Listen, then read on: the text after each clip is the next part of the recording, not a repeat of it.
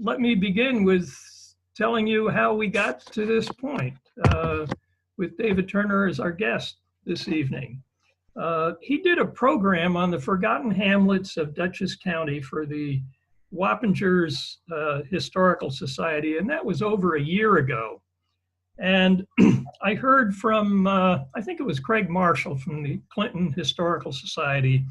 He told me that it was a fantastic program, and he in Clinton was going to try to get David, and I decided so was I. So I got a hold of David by phone and email, and initially we had set, as some of you probably know, March 27th at the Star as the date of our program. And it turned out that that program was one of the first victims of the coronavirus. We got a hold of David and we talked about rescheduling it to September 25th, and figuring that by that date, certainly we'd be back in person. As we can see, we're not. But then, we did a Zoom trial with our program on Dutchess that David Miller did back in July, and that worked pretty well. So, it turned out that this David Turner is somebody that I actually didn't realize until we did a trial run with him for tonight's program, that it's somebody that I had met 8 years ago when he and I were both in this bidding war for these two 1890 photograph albums.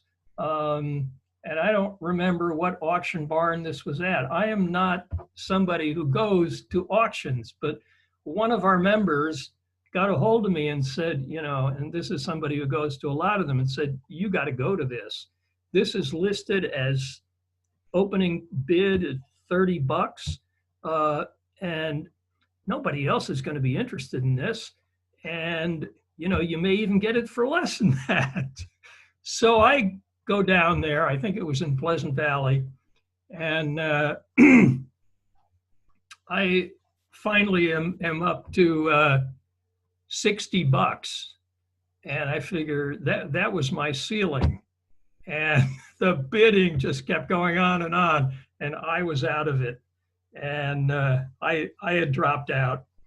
So I think it was 2 weeks later, David Miller gets a call from this guy named David Turner, who says he'd like to know something about a few of these pictures that are in this album, and could the Rhinebeck Historical Society help him out. So David turns him over to me, and David Turner comes and meets me at the archives, lower level of the Star Library, and we provide him with the information.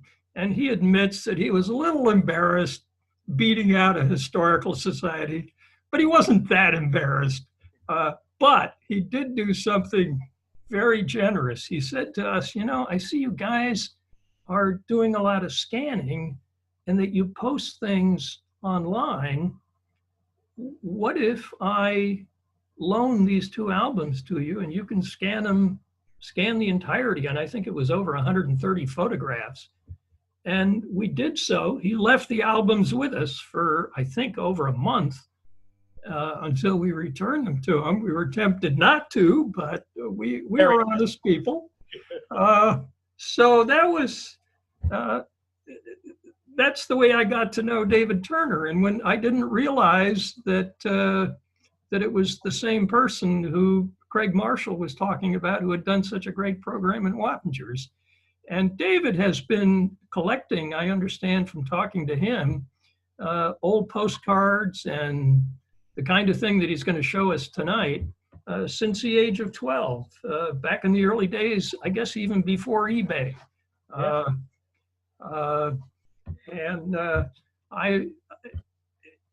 Folks are not here to hear from me. They're here to hear from you, David. And so I'm going to turn the program over to you. Delighted to have you with us tonight. thank you very much for having me as well. Rhinebeck Historical Society, thank you very much, Mike, of course. Um, Hopefully I'm speaking loud enough for everyone to hear me. You know, this is not a usual thing that I do, speaking to my computer in the middle of my house and my office. So please bear with me. Yes, I've been collecting old photographs of Dutchess County, the entire Hudson Valley, actually, for the past 22 years. So I have thousands and thousands of images. You can actually probably see them all stacked up over here on my shelves in my office.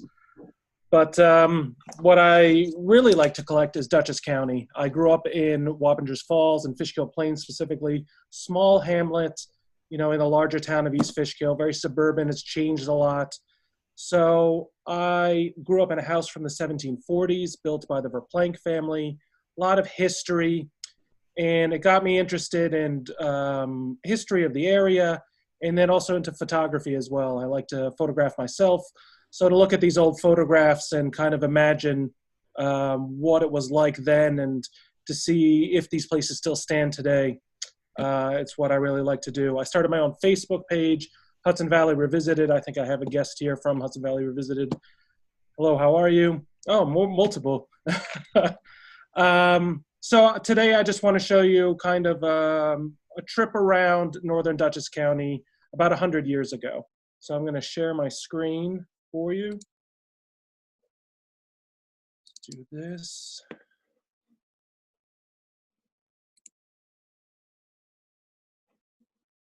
Hopefully this works.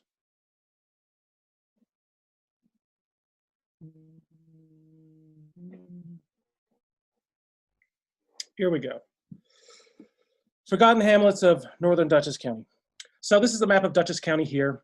We're going to be specifically talking about northern Dutchess, so north of Poughkeepsie, kind of this line right here that separates the, you know, the Nine Partners area, the Little Nine Partners, the Rhinebeck Patent, of course.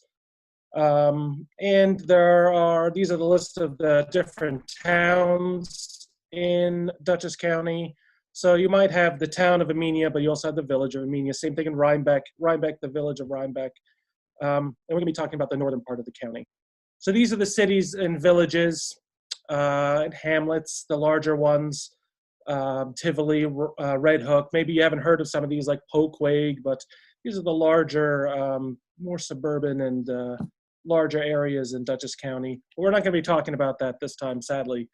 If you've come to learn about Hyde Park or Clinton Corners, we're specifically talking about these small hamlets that are mostly just crossroads today. Some don't even exist at all.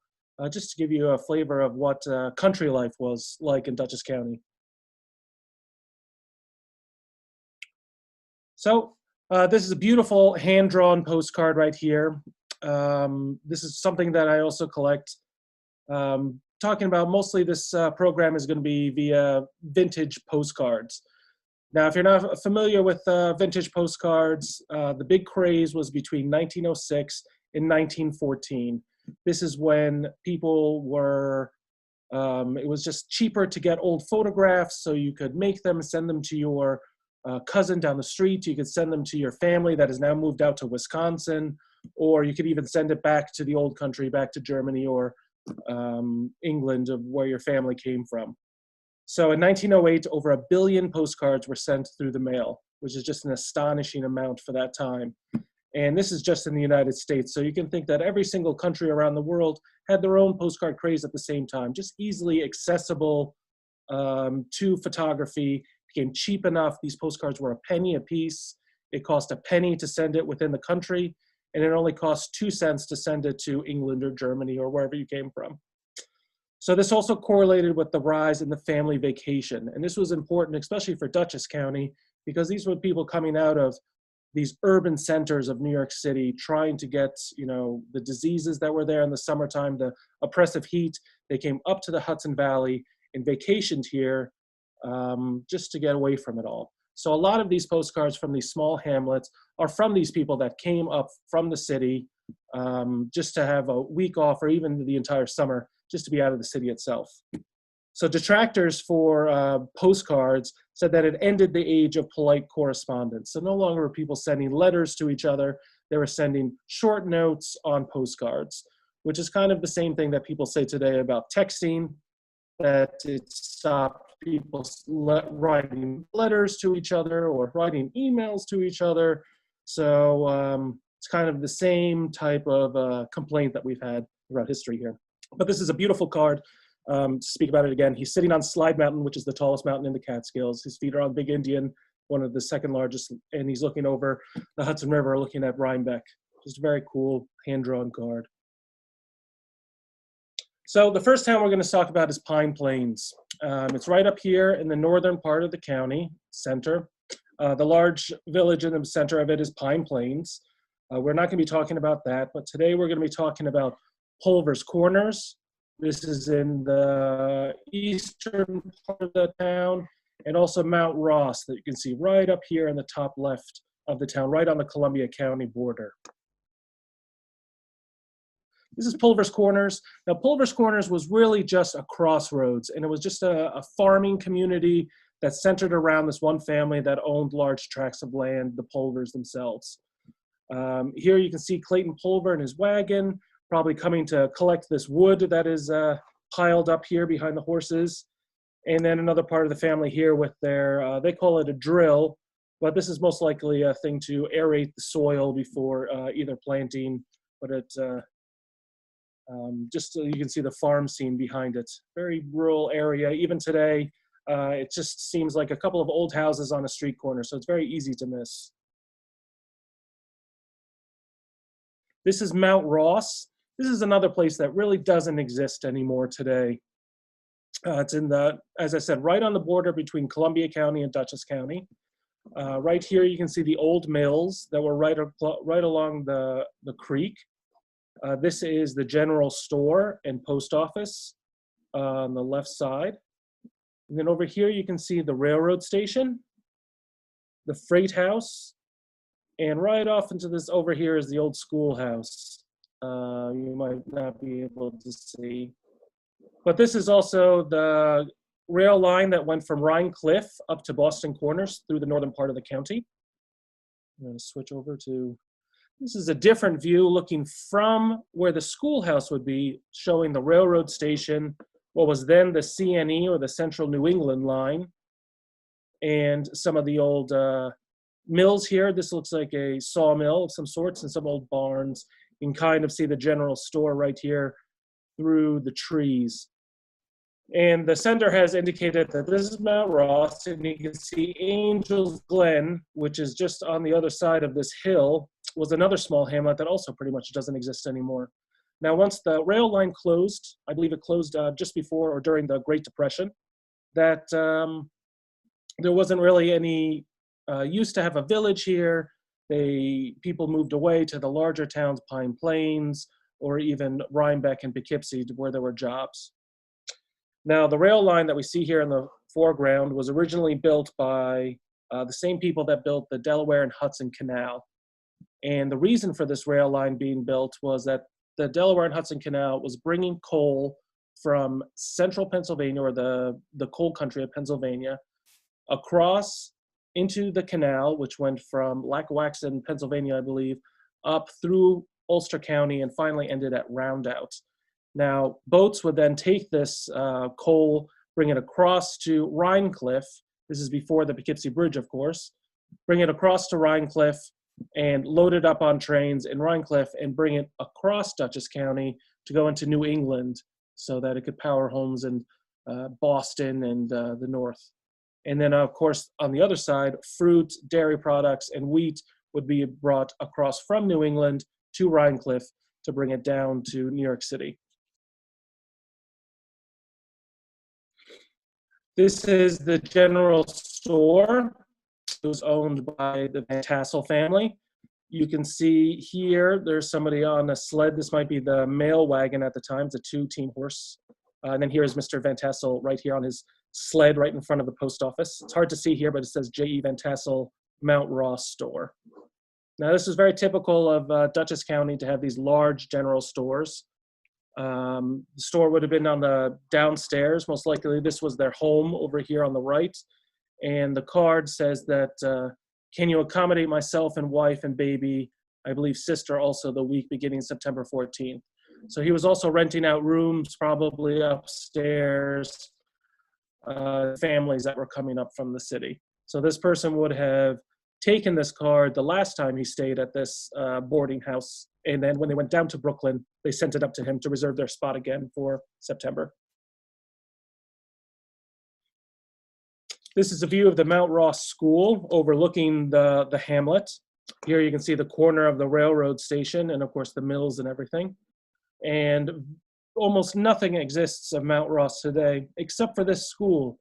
And this still stands today at the Dutchess County Fairgrounds. Beautifully restored, sitting on the property. Okay, we're going to move over to the town of Northeast. This, of course, is the northeast corner of Dutchess County.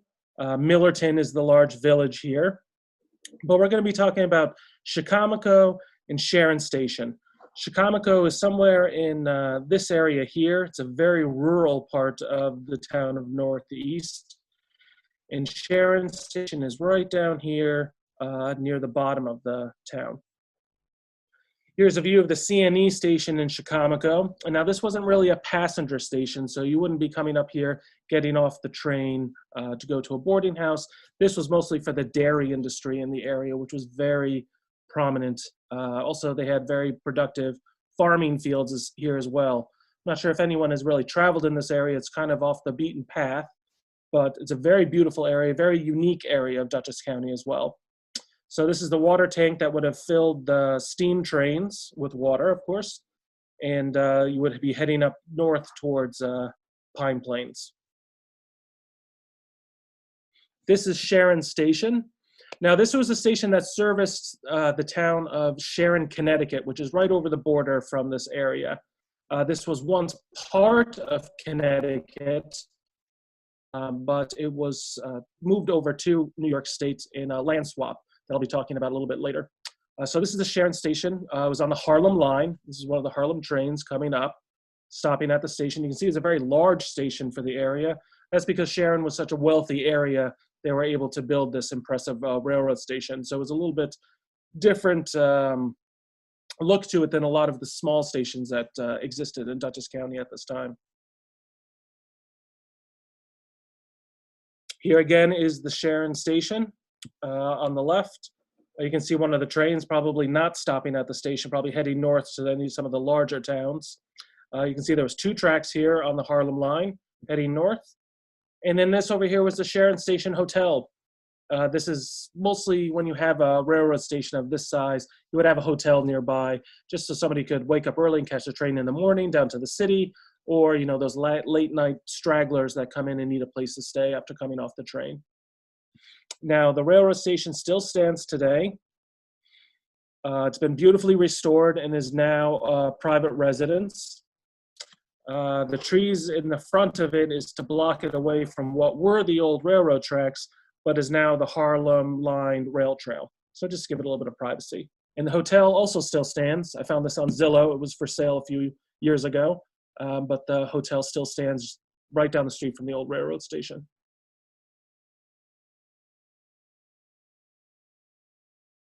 Okay, we're going to move on to the town of Amenia. This is just south of Northeast, right here on the eastern border of Dutchess County. And we're going to be talking about the hamlets of Amenia Union, which is right here on the border of New York and Connecticut. We're going to be talking about Smithfield, which I believe is up here in this area, and the hamlet of Wassaic, which is, this is South Amenia, so it should be here. This is Wassaic. Now, I have to talk about the Oblong, which is a land swap that happened between New York State and Connecticut in the 1730s. Now, to go all the way back to when the Dutch settled New York, they weren't as interested in the English as creating a colony. They didn't really have a religious inclination to start their own colony for religious reasons. They were just in it for the economics. They wanted the beaver pelts coming down from Canada and down the Hudson River. They wanted the raw material. So it was purely economic. It wasn't anything that they wanted to establish themselves really in this area. So New York in the early 1600s was actually a fairly weak colony comparatively to the Connecticut colonies of New Haven and Saybrook. The English ran, of course, Connecticut and Rhode Island and Massachusetts, and they were much more of a naval power, much more of a presence in the New World. Of course, they had different religions starting up their own colonies, which was Massachusetts and Rhode Island. And the border between New York and Connecticut moved back and forth. So you can see here that New York claimed the Connecticut River as its eastern boundary. That would have given us, New Haven and even Hartford as part of New York. The same thing with Connecticut claiming most of the Hudson Valley for their own. So there were different deals made to establish the boundary between New York and Connecticut. Once the British took over the New York colony, that kind of switched the dynamic between the power between the two states. Now New York was much more powerful of a state than Connecticut. It had New York City, it had the Catskills and the Hudson Valley, which was providing all these raw materials down to the city. So Connecticut was worried that the New York was going to claim a lot of the land along its western border. They're specifically worried about the area here, which was Ridgefield, Connecticut. Now, this was a very productive area for farming in Connecticut. It was also very close to the coast to feed these hungry colonies that were starting up along the Long Island Sound. So Connecticut decided that it wanted to establish a permanent border for New York and Connecticut. So this was the area of contention right here: Rye, Mamaroneck, Greenwich, Norwalk. This was an area that both sides wanted. It was very close to New York City. It was already established areas. Wealthy people were moving there. So they decided to have a split. We would give Connecticut Greenwich, Darien, Rowayton, Wilton, parts of Norwalk. We would give that to Connecticut, also the fertile Ridgefield area, in exchange for keeping Rye, Mamaroneck, and trading a 3-mile wide border called the Oblong that went up the Connecticut border with New York. So part of this Oblong, which happened in the 1730s, I believe, part of this is now part of Dutchess County, and you can see it in the map. It gives Dutchess County its chimney up here in the top or the northeast corner, and it went all the way down the county. So it gave us places like Mount Riga, Millerton, Amenia Union, Leedsville, Coleman Station, Sharon Station, Weebatuck, South Amenia, South Dover, and of course Quaker Hill. So if you want to debate about was it a good trade, Greenwich, Connecticut, Darien, and Norwich is some of the most valuable property in the country right now, while this is kind of still a little bit of a backwoods, quiet area of New York. Now, this was also a problem between the two states because it was hard to determine who should police the area during this transition period. So a lot of criminals and bandits and people hiding out from the law would go to the Oblong because there wasn't really any police enforcement there. It was kind of a lawless place. So kind of an interesting history of this 3-mile wide stretch that goes down the eastern border of Dutchess County. So I want to talk about Amenia Union. This is a town, or a hamlet, I should say, that is in this Oblong. And it's interesting because Amenia Union sits directly on the border between New York and Connecticut. Half the hamlet is in Connecticut, the other half is in New York.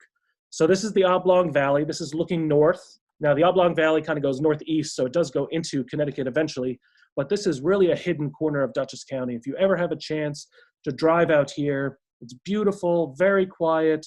You'll probably be the only car on the road, to be honest.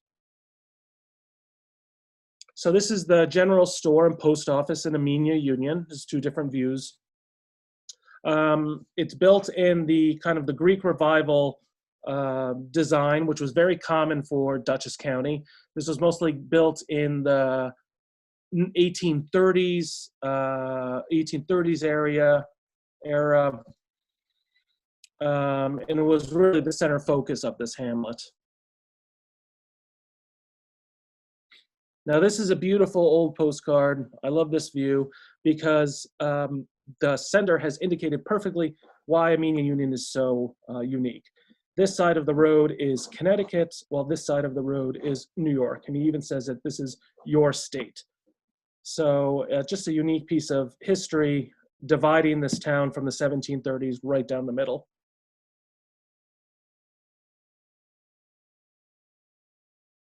Move over to Smithfield, which is another small hamlet.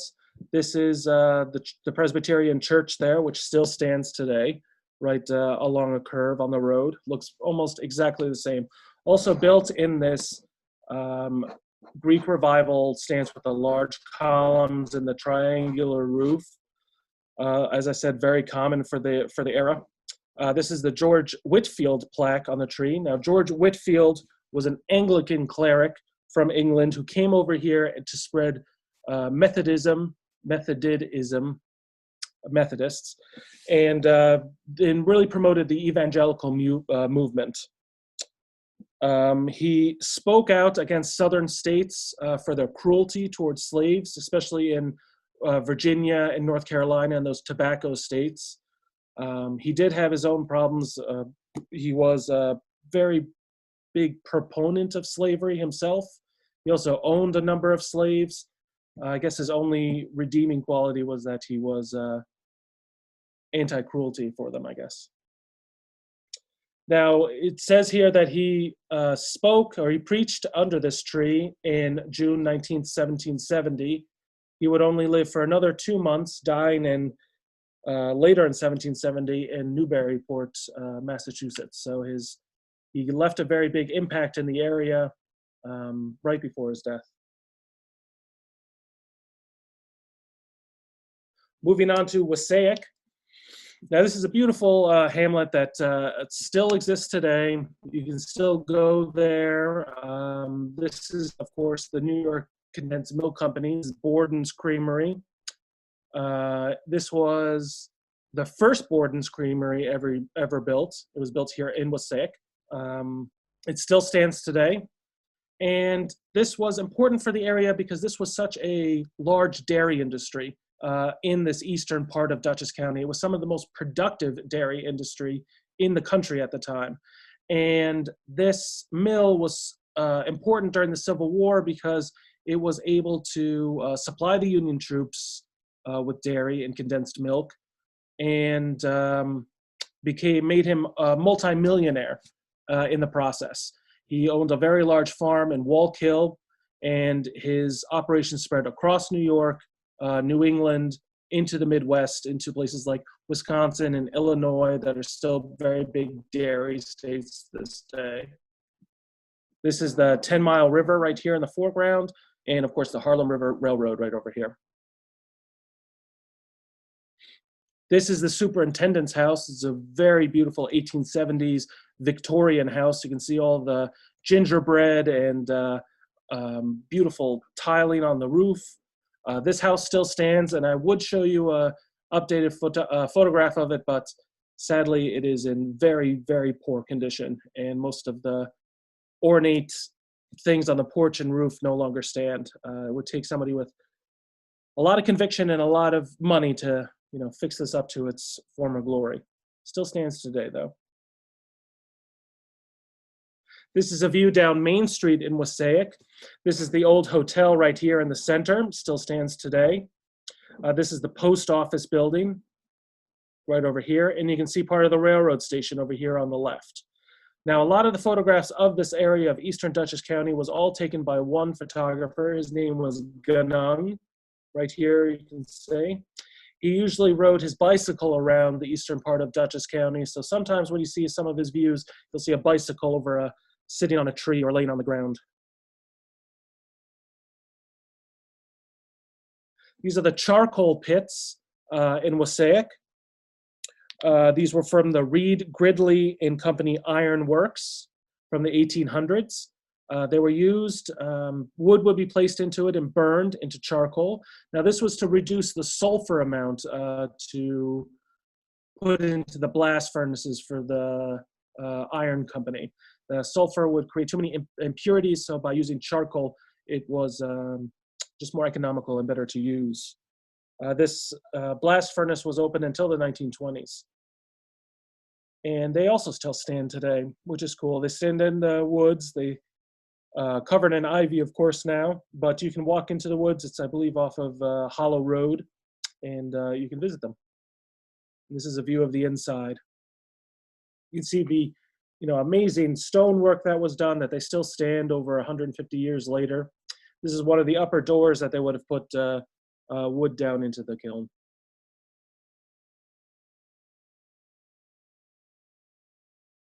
This is a view of the railroad station.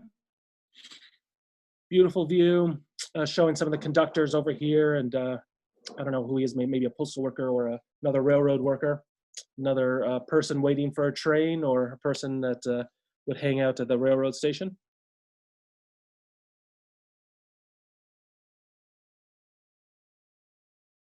This is one of the old houses in Dutchess County. This is something that I specifically like to collect, are these photographs of colonial houses, early 1800s houses of Dutchess County.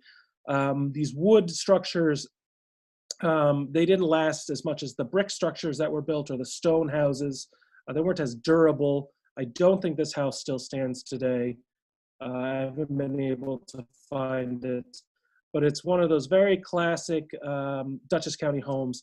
The windows are 12 over 12, which is very common for the area, and just a really nice view of a country house in Dutchess County. I wanted to include this. This was the largest tree in Dutchess County at the time, 1900. You can see the horse standing in front of it to give it scale.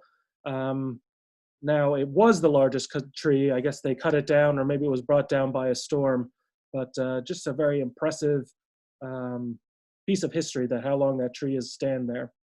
Now, the tallest tree, or the largest tree in Dutchess County, still stands in the area now in South Dover. It's right along the Appalachian Trail, so you can visit it today.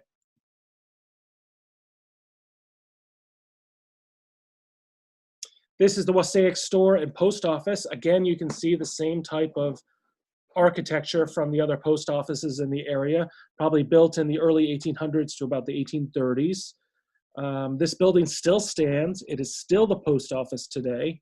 The building next to it was almost like a hall for concerts and dances and things like that. The post office, as I said, still stands, but it has been altered dramatically. Aluminum siding really doesn't help an old structure to give it its charm, but the building itself, still a post office hundreds of years later, still in operation, still standing.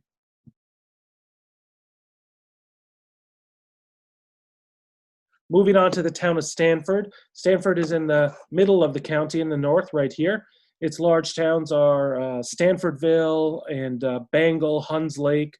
But we're going to be talking about the small hamlets of Sissing, which is south of town, I believe, or up here is up north of town, Sissingville, and McIntyre, which is a tiny hamlet around Bangle, New York.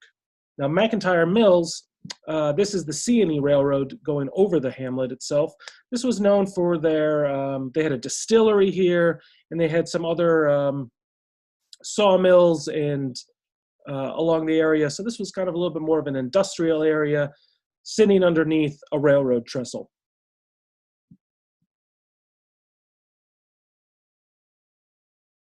This is a view of Sissing. This is the Sissing View Farm. So this looked over towards the mountain of Sissing Mountain. Another beautiful view of a country farm in Dutchess County. Very typical, the stone walls here protected by the, what I like to call Civil War fence posts that create an X. Country roads, of course, dirt. That was very typical of Dutchess County. Just to give you a feel of what it was like. That Dutchess County is so heavily forested today, but here you can see, everything was open farmland at the time.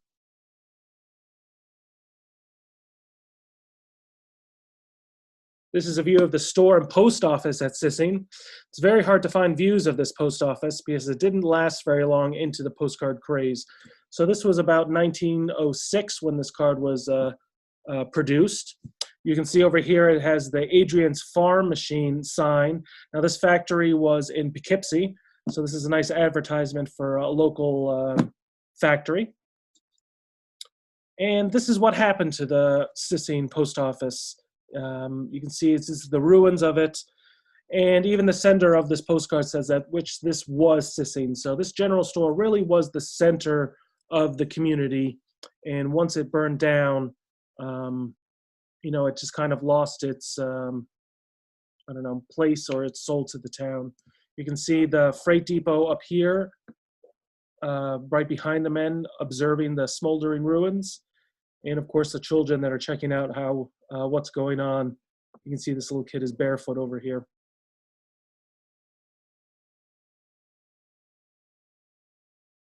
Okay, we're going to move on to Washington, which is again in the center of the county.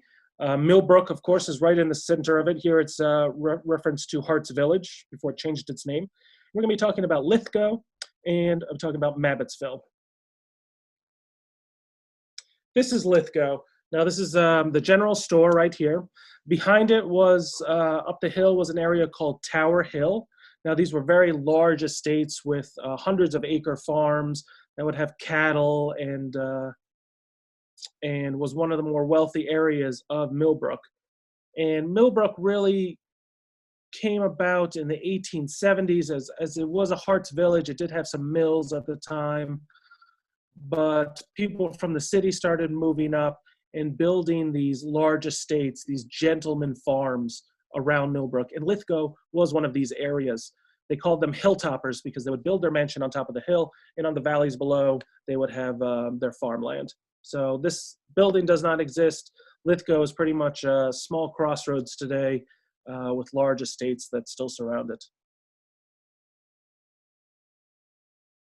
This is the general store in Mabbottsville. Mabbottsville is a small hamlet just east of Millbrook. Today there's a large car dealership there. This was most likely the mail carrier over here with his horse. He'll show up in the next postcard as well. Now this building still stands. It's still a general store today, kind of a different way, as a local deli. And the house over here still stands as well. You can see this little circular window. You'll notice it's over here, still stands. Building still stands, slightly altered, but still a general store. And they also serve ice cream if you ever want to go. This is a view down the street from Mabbottsville. Now, what's interesting today is a lot of these houses no longer stand in the village at all. This was the hotel that was in the middle of town. This is the road that would go down towards LaGrange.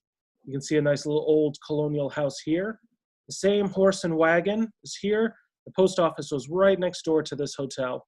And none of this really exists today. You could drive through Mabbottsville and not even realize that it used to be a village.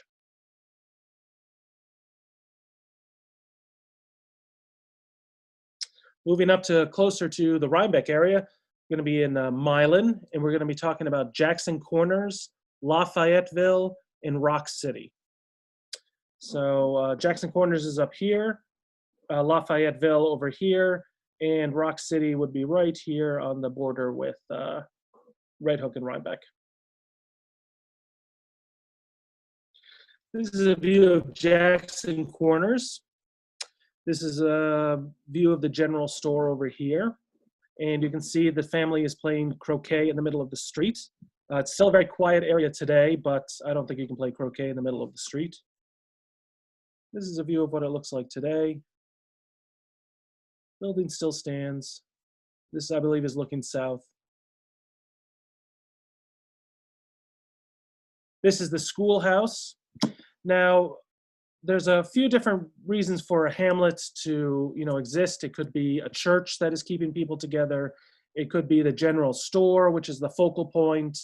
It could be the railroad line. But a lot of the hamlets, it was also the school. It was a place for families to bring their children, even if they had to walk, 10 miles in the snow, uphill both ways. It was one of the focal points of the village. And this was a one-room schoolhouse. All ages would have been taught through here. This, I believe, is the mother of the photographer. She shows up in a lot of these photographs of Jackson Corners, of them, oops, exploring the creek and everything. This is one of the only views I've ever seen of the schoolhouse. This is the Pleasant View farm, which is also a boarding house for the area. This would people, of course, coming up from the city, if they really wanted to escape to the country. Jackson Corners was remote enough and for leisurely relaxation. You can see the hills in the background are also harvested for mostly cattle land as well. Very common for Dutchess County. Moving on to Lafayetteville. This is the Lafayetteville Hotel. Again, built in the same sort of style as other things built in the early 1800s in Dutchess County. It's another view of the hotel and the boarding house that was next door. And this building does still stand today, right on Route 199, just east of the Taconic. Looks almost exactly the same as it did, maybe a little bit more rough for wear, but it's still mostly used as apartments today, so maybe this is Rock City. Now, most of you might know Rock City as the place with the fork in the road, the large sculpture that is in the middle of the triangle. This is looking down Main Street, showing a couple of the general stores here, right across the street from each other, and some of the barns.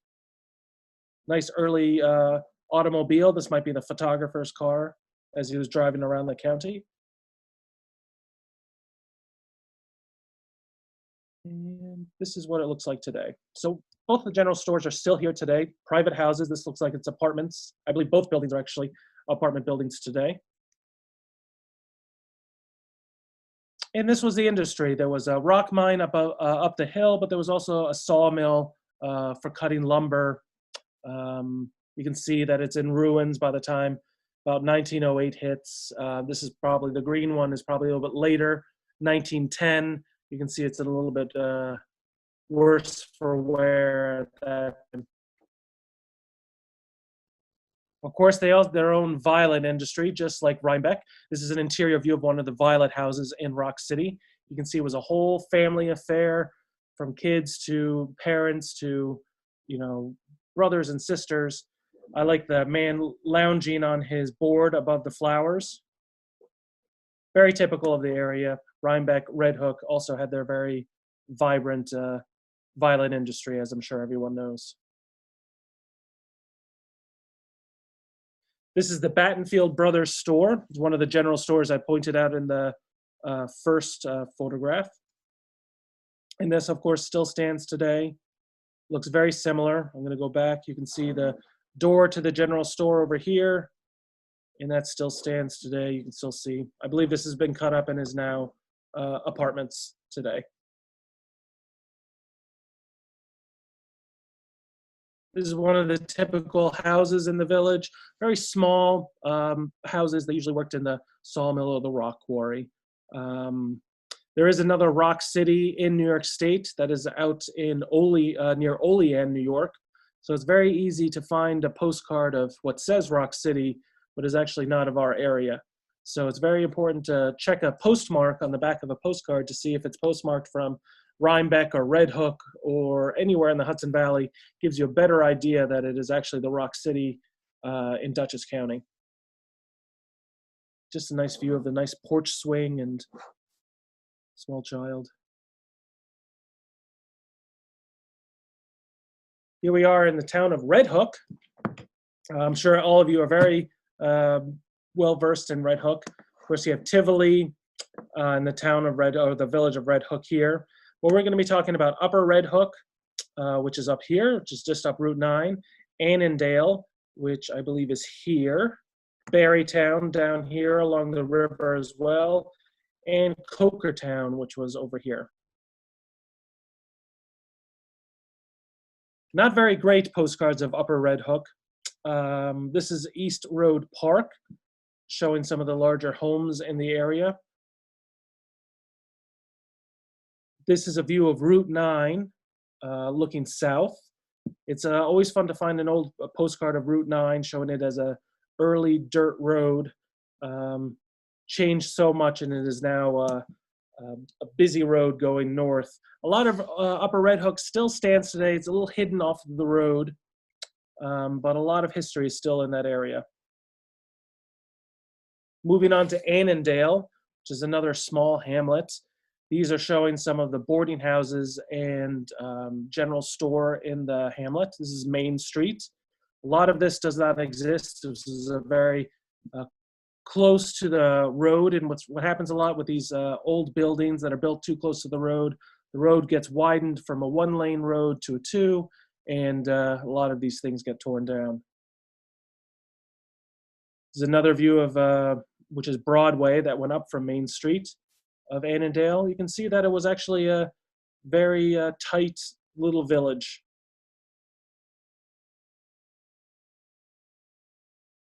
And of course, Annandale had Ward Manor and St. Stephen's College, which is now Bard University. So these were a lot of the large estates that were along the Hudson River that got consolidated into what is now Bard campus. So this is the gate to Ward Manor, which is now the gate to Bard College. Still stands today, just as beautiful as it was, not covered in ivy, but still shows a lot of charm. This is the Ward Manor house. This was a mansion that was on the Hudson River, and that was added on to when it was made into a college. The scene looks very similar today as well. Still stands just as beautiful as it was. And this is going to give you an impression of what it was like to drive up to one of these mansions. This is the gate lodge to Blithwood. They would always have a gate at the front of their property. They didn't want just anybody walking down their front drive to their house. So a groundskeeper, or maybe even just a person that would watch the entrance to the estate, would live here. And you can see the beautiful long driveway that was very typical of Dutchess County estates on the river, heading towards the mansion itself. And this is the old Zabrinski Blithwood mansion. Beautiful, large, again with the Greek columns to show how impressive it was, and this also still stands today. This is also still part of the Bard College campus. So it's nice to see some of these old estates still being used today, maybe not for the same purpose, but still accessible to the public. Moving on to Barrytown. Barrytown was also known for their large estates. This is their railroad station that was along the Hudson River line. Now this was really the railroad station for Red Hook as well. If you didn't want to take the Huckleberry line or the CNE into Red Hook, you could stop here at Barrytown, get one of these stage coaches that would bring you up into Red Hook. You can see the signal tower over here, down the line, and just a really beautiful old railroad station. These are some of the estates here. This is the Messina house. Now this was owned by Jane Aspinwall, and she had a beautiful early wood, I believe it was a wood mansion that burned. So she loved the estate, she loved the grounds, she wanted a new fireproof estate built in Barrytown. So she went to Europe for the summer, and when she came back, she was a little bit disappointed to see what had happened to her beautiful Messina estate as this large, solid, almost oppressive house was built in the same spot as her beautiful, beloved home. Still stands today. I believe this property is for sale. What you don't see in front of this house is actually there is an enormous campus for, I believe, monks or some sort of religious institution. Very large chapel and dormitories are all built in this grass right here in front of the estate. But for, I don't know, a few $1 million, you can buy the whole thing and start your own church. This is the old Edgewater mansion. This still stands today in Barrytown. Again, one of these Greek Revival, very impressive stone house with large pillars and the triangular roof, just to show how wealthy and prominent, and this is an important person that lives in this house. And of course, this house still stands today, just as beautiful as it ever was. Moving on to Rokeby. This was, I believe, a cousin to the Astors. This is the Rokeby Mansion here in Barrytown. Beautiful house. You can see that the porch actually has paintings on it. I believe there's like frescoes in between. Beautiful house that still stands today. I hear that it is still a little, needs to have a lot of work done to it, but still a very impressive, beautiful house. You can see that the paintings that were in the postcard still stand on the porch, still has a lot of its original characteristics. Some of the other estates that were in Barrytown, this is Sylvania. This house also still stands. I was not able to get an updated photograph of it. I believe it is a private residence, and this person very much cares about not having their house plastered all over the internet, I guess. But another beautiful house that still stands in Dutchess County. And then this is the Oaks House, another big estate that was in Barrytown. This still stands today. I was able to find this on Zillow. This house was for sale maybe about 2 years ago and sold.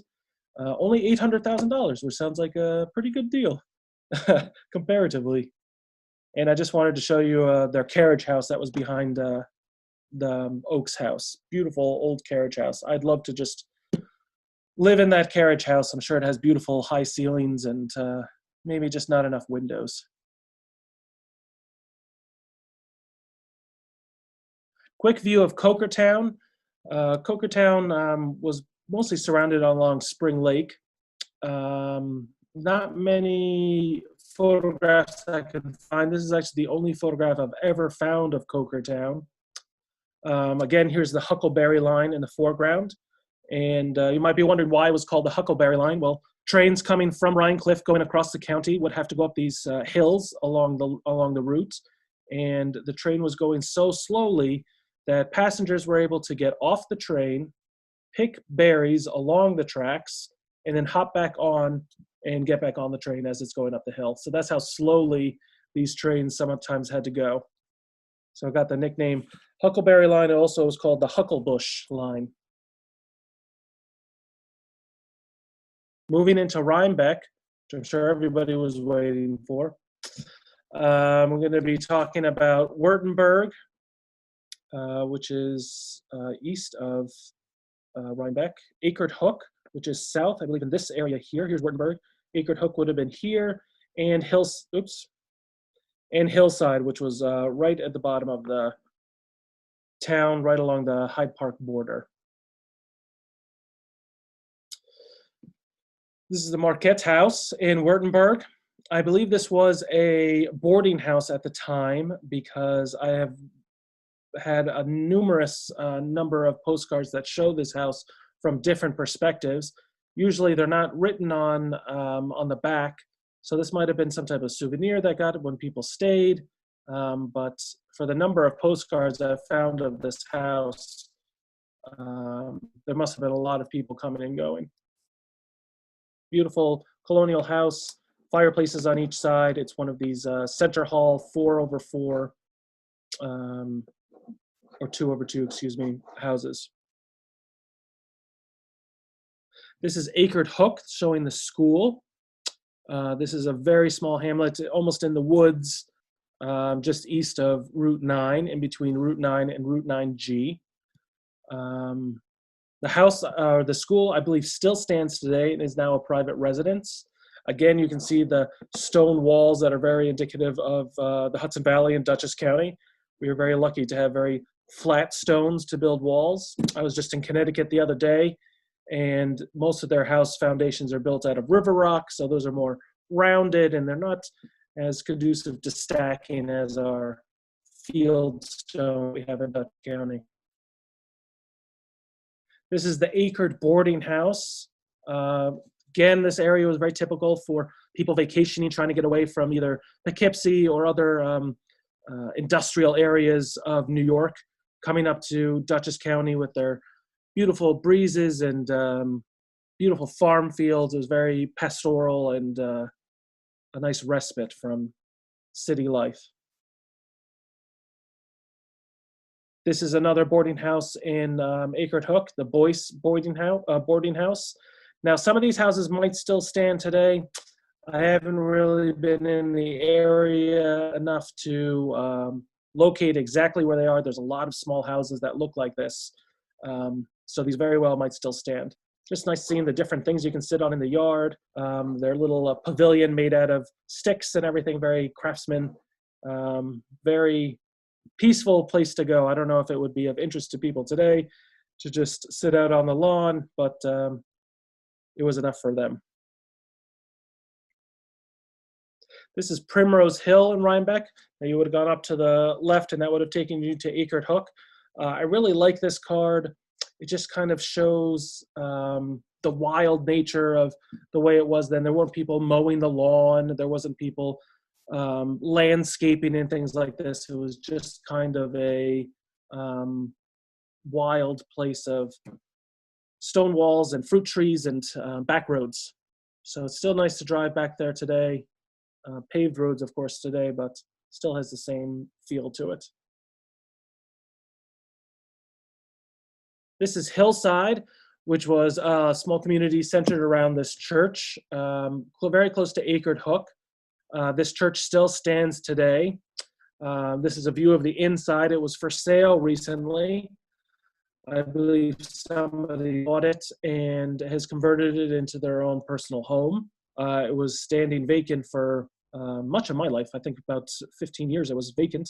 It's nice to see somebody moving in. As you can see, the inside was one just big, open, empty hall. So somebody has a very nice studio house now.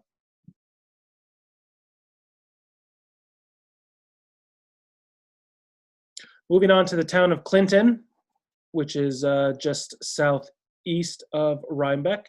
We're going to be talking about Bull's Head, which is up here in the northern part of the county. Clinton Hollow, which is here. Frost Mills, which is in the Pleasant Plains. This is Frost Mills, I guess, and this is Pleasant Plains. Hibernia, which is down here in the southeast corner of the town. And Schultzville, which is in the center of the town. This is Bull's Head. Now, you might be familiar with Bull's Head from Bull's Head Road. That is a shortcut to get up to Rhinebeck that I've taken many times. This was the general store.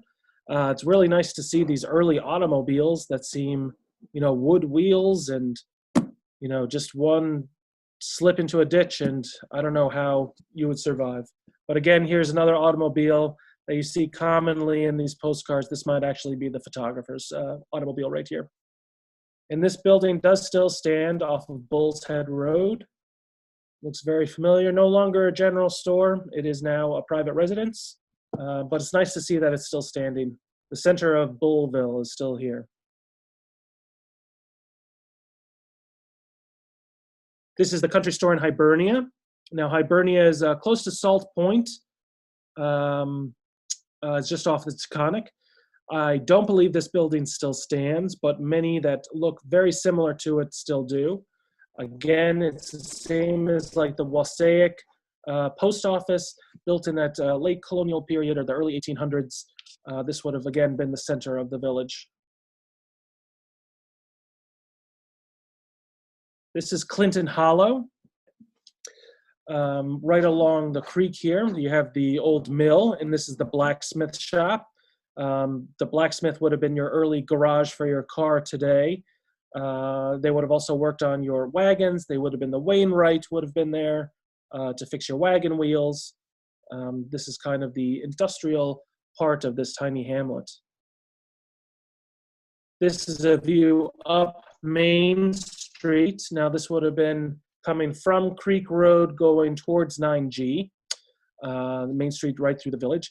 I like this guy standing right here, just nonchalantly leaning against the tree.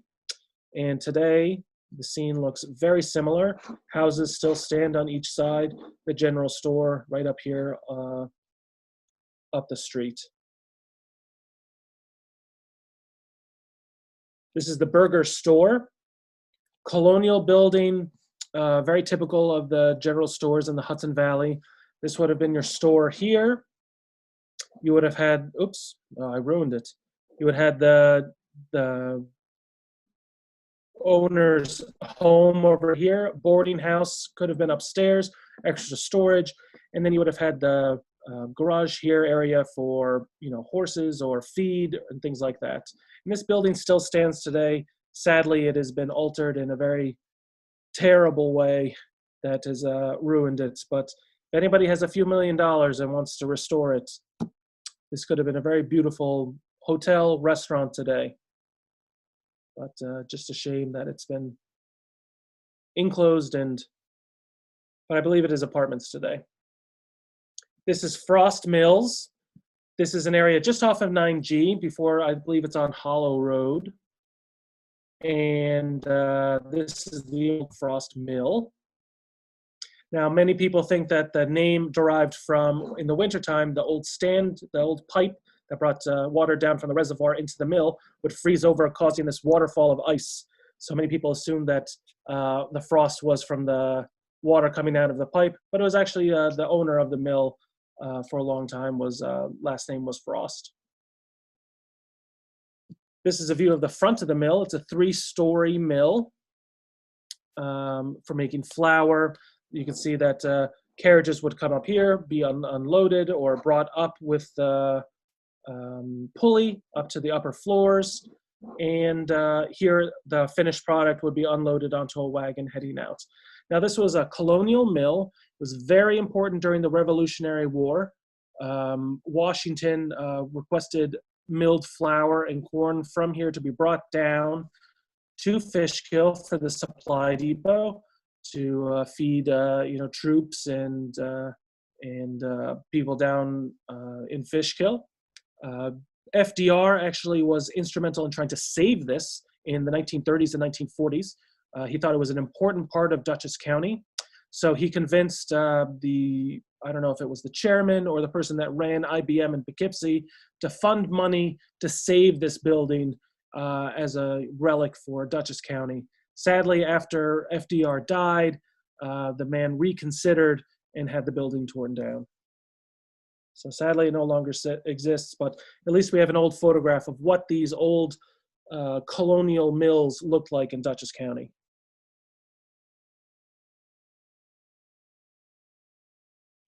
This is the burger store. This was the general store. This was actually one of the earlier homes that were built in the area. It was extended in the Victorian times. As you can see, the Victorian ornamenture on the roof and the porch. This, again, would have been for feed. Over here, you can see some advertisements for a fair. The owners most likely lived above the general store itself. And this building still stands today as well on Hollow Road.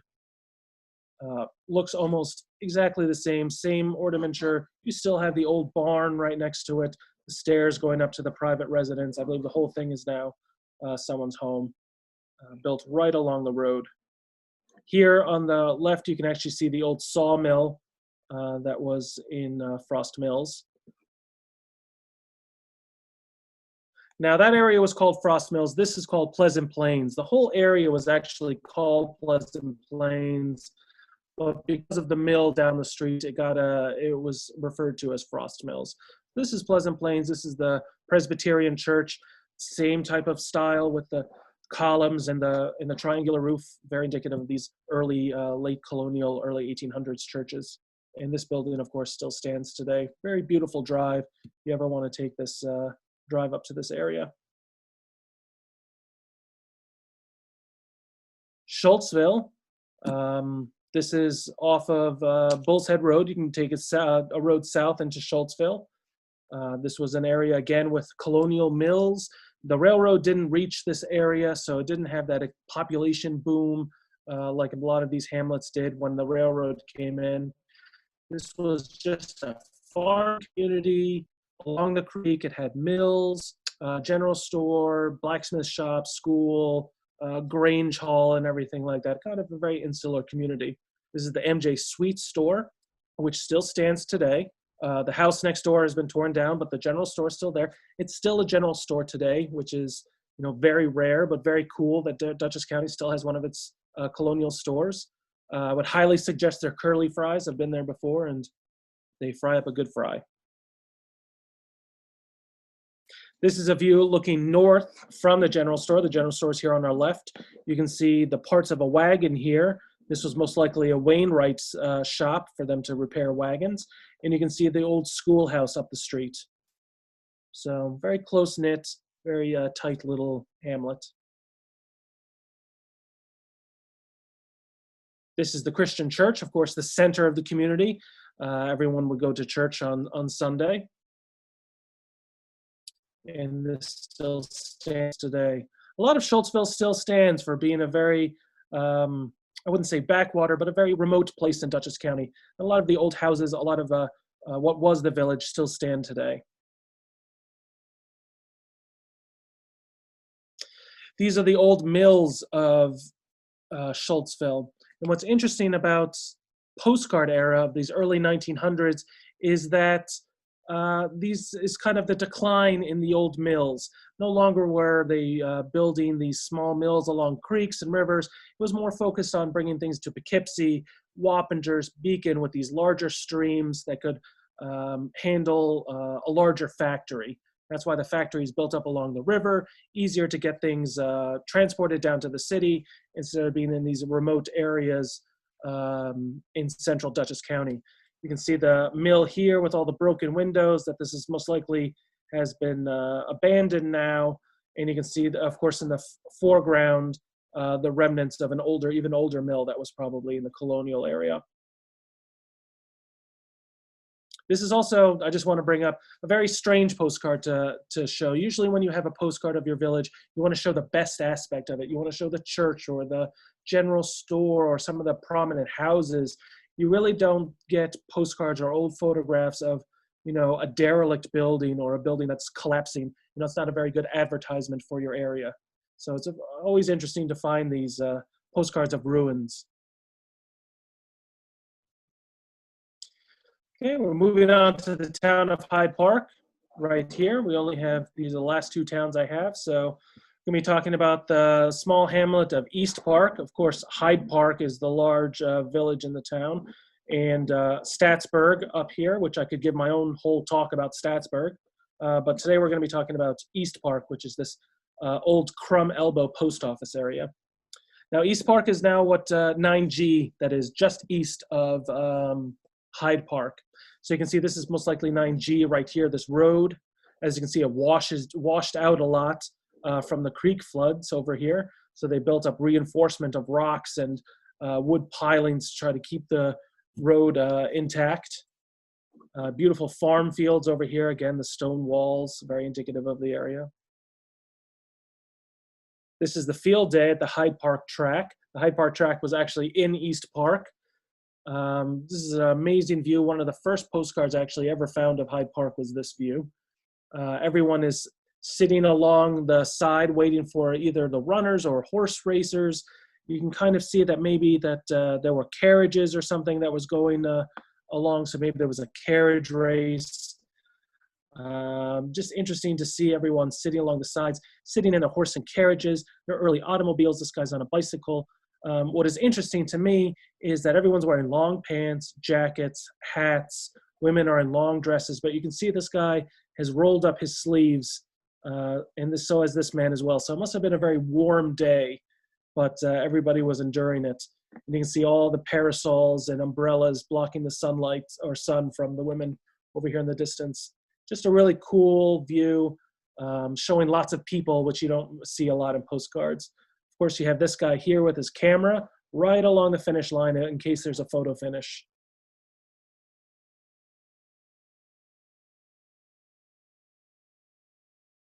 This is East Park Square and Store.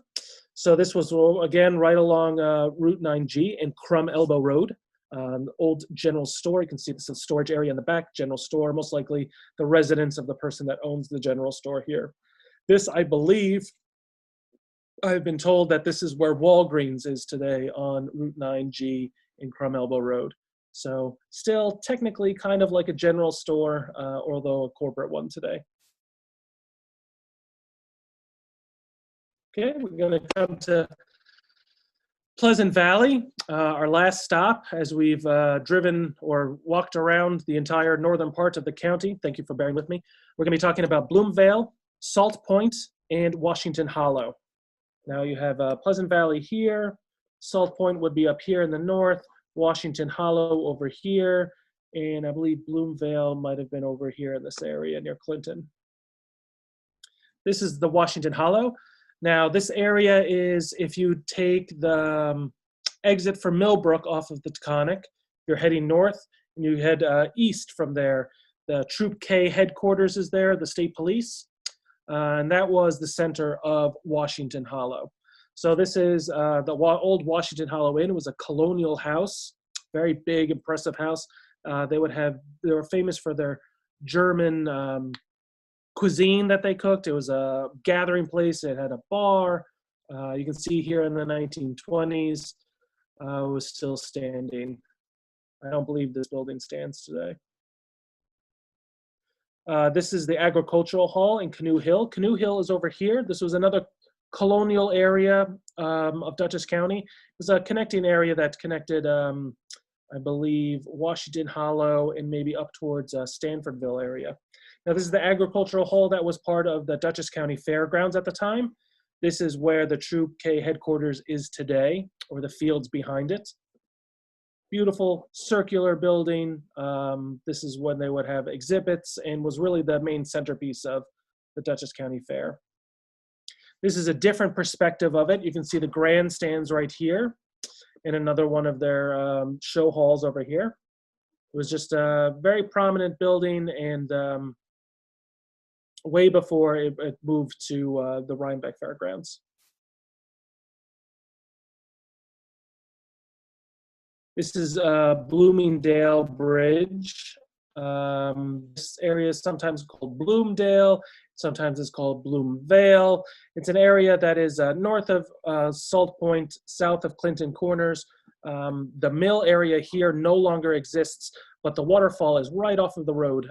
Road still sneaks around here over the bridge. You can see the falls right from your car today. But it's interesting to see the old mill that was actually right along the road there that doesn't exist today.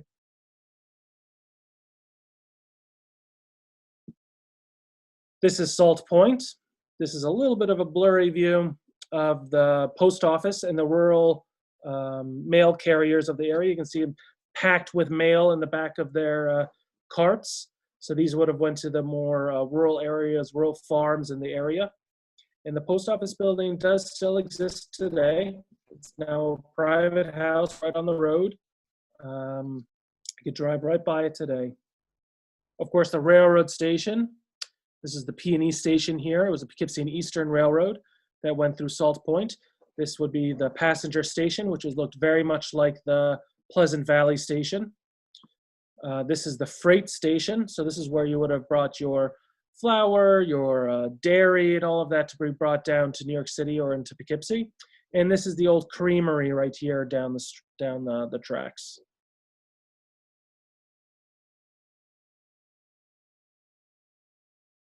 This is the residence of late General Ulysses S. Grant in Salt Point, New York. Now, I posted this on my website or on Facebook, on my Facebook page, and I got a lot of feedback about how this is incorrect or no one's ever heard of this before. This is one of two views I have of this house, both claiming that Ulysses S. Grant lived in this house. What I've heard is that this house used to stand on Hurley Road in Salt Point, no longer stands today. At these dates in 1841 to 1845, Ulysses S. Grant was stationed at West Point, so he was in the area. So this could very well have been a place where he vacationed, where he tried to get away from things and came to Salt Point. This could be just this woman over here telling a tall tale to the person that's producing this postcard as well. But I have usually found that what's written on a postcard in the title is usually correct over what the historians say, since, you know, maybe he visited, he probably didn't own the house, but maybe this was a little vacation area for Grant. This is Main Street looking north on Salt Point. You can see the church here behind the trees. Very wide street. You have the street here and the sidewalk. Very close-knit, again, community. Salt Point still is today. This is a view going, looking up the hill. This would be going towards Poughkeepsie, so I guess this is looking west. You can see here the car again. This is most likely the photographers. This is the Little Wappingers Creek that split here. You can see there's two bridges. And this is an old sawmill that would later become part of Williams Lumber. So the owner of this would later start Williams Lumber. Today, I believe this whole area is being redone. They're putting in a new bridge, and you can still see the foundation of this building on the island in between.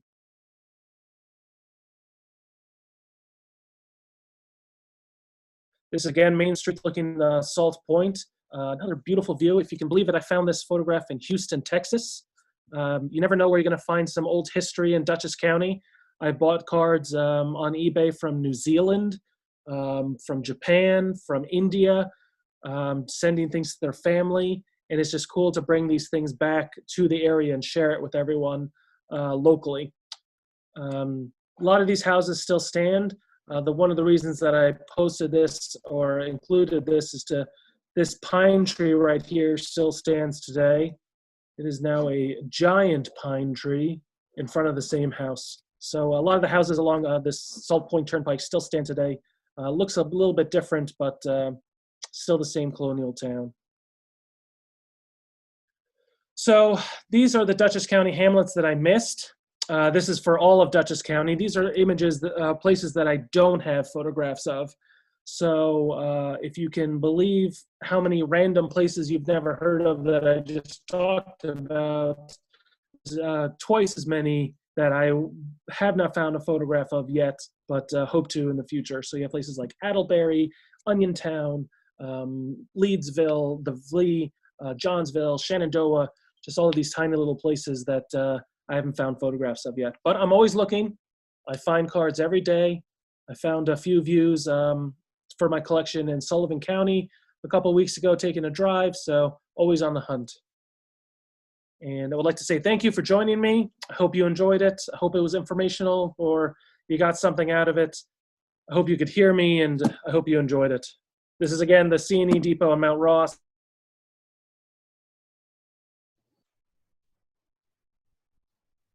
What's that say? The host has unmuted the participants. Well, Wonderful to see all the cards. Really terrific. Yeah, it's just nice to appreciate what the county came from 100 years ago and to see how different it is today, or how similar it is in some ways. So I guess I should open this up to questions. Mike, I don't think we can hear you. You have to stop sharing your video. Okay.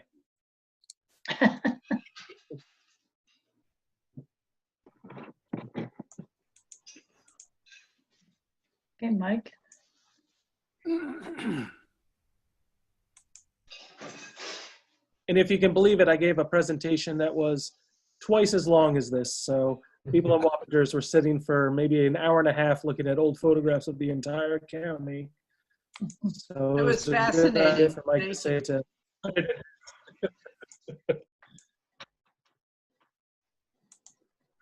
don't know if Mike is talking, but you're still muted. Mike, you're muted. Yay. Would help if I unmuted myself. Hey, there we go. Lots of comments. David, thank you so very much. From Barbara Sweet, from David Byers, really great. Thank you. From David Jonah Clyfen, outstanding. Thank you, David. From Mary Beth Geisler, thank you. This was wonderful. And Suzanne Phillips, it was fascinating. Thank you. And I don't know how to do this. you're doing it just fine, Joanne. I'm sorry? We can hear you. Oh, you can. I don't know how. Oh, well, thank you very much, David. That was so interesting. And we've been in many, many of those places, but how really nice to get a picture of the whole county. Super. Yeah. I'm glad you all enjoyed it. And thank everyone from the Rhinebeck Historical Society and the people that joined me from my Facebook page. Surprising to make connections through social media that you can enjoy this as well. So thank you for joining. David, one question about the photographer Ganung, G-A-N-U-N-G, such an unusual name. Do you know anything about him beyond what we've seen in the photographs that had his name on it? Not an expert on the photographer himself. Sometimes his cards aren't even labeled Wassaic or Weebatuk or wherever he went. It's only labeled photographed by Ganung. So I'm happy that he at least did that so that I can identify these areas where he worked. And he worked extensively in that eastern Dutchess County area.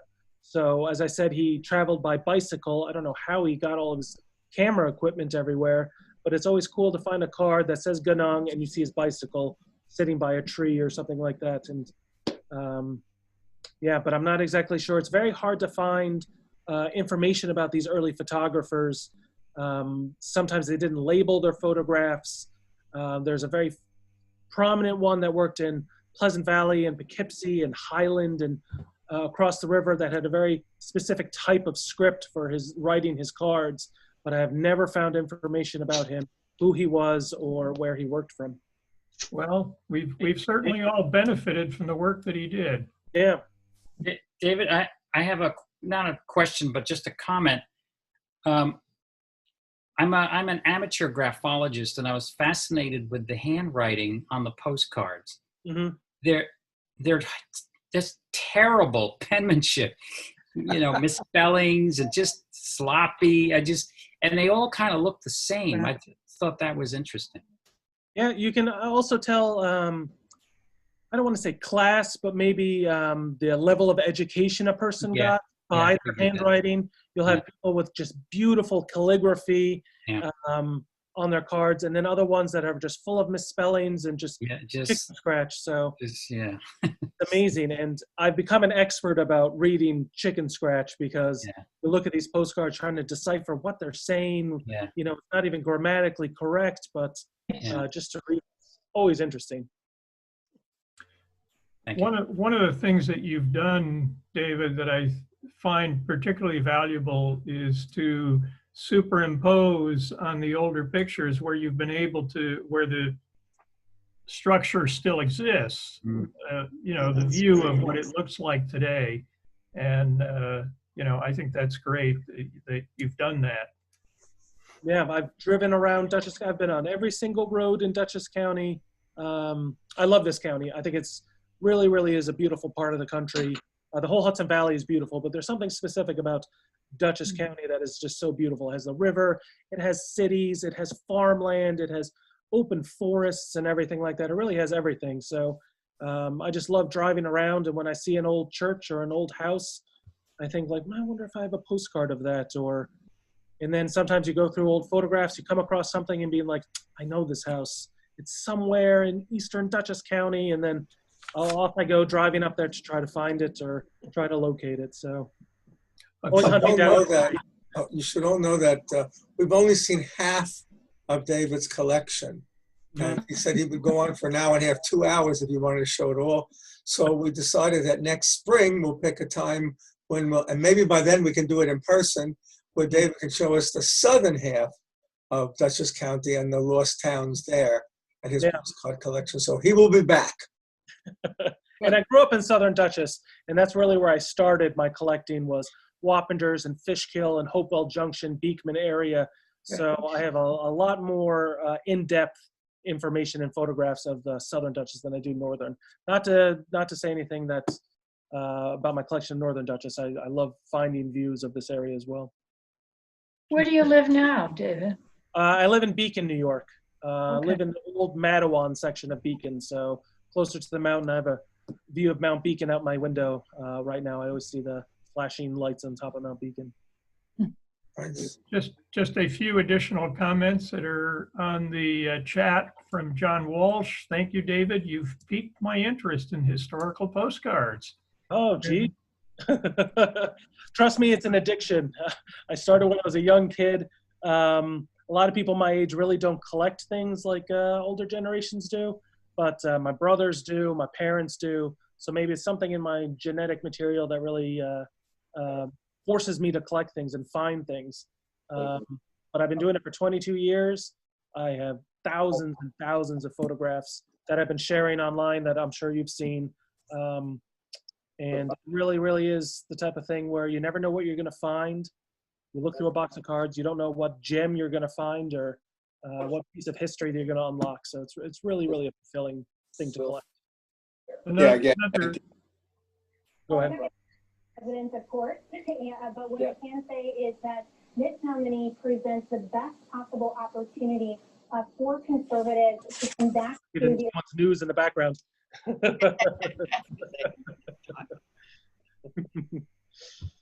But if anybody else has any questions, feel free. Just a couple more comments from the Keith Greeny, who lives in that beautiful mansion behind him there. I guess he's sitting on a lawn chair.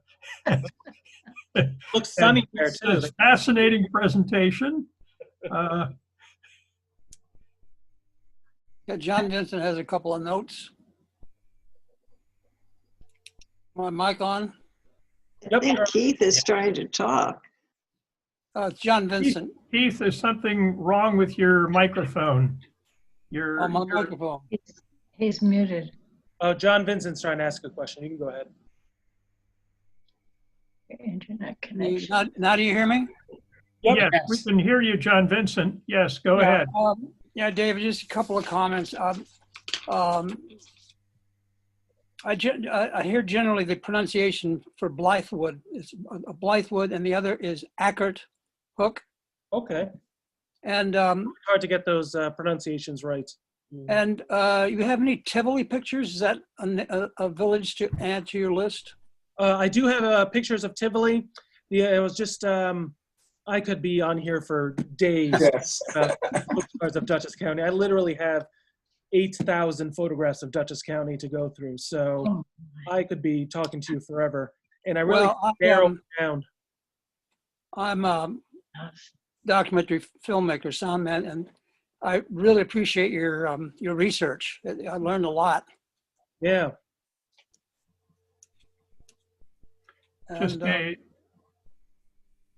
And do you know the name Fred Briggs?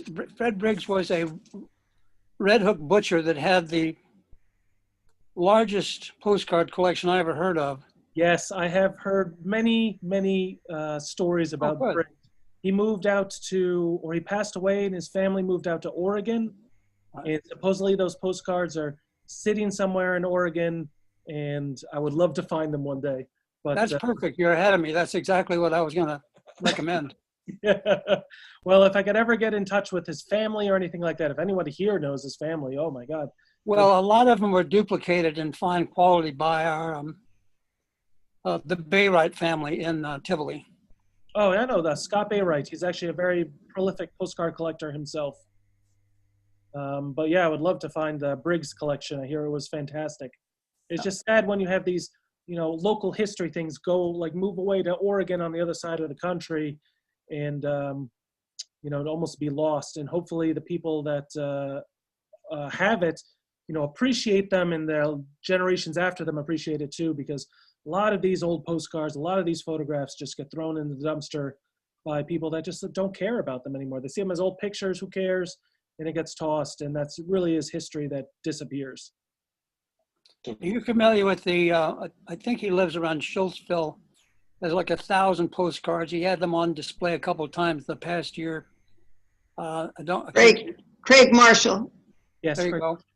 Yeah, I donated a lot of things to him. I really help him with the Clinton, or the town of Clinton, finding old photographs and things like that. And whenever I dig something up, I send him an email with a link to it. So yeah, I try to help all historical societies. I've helped Rhinebeck as well with albums and things like that and photographs.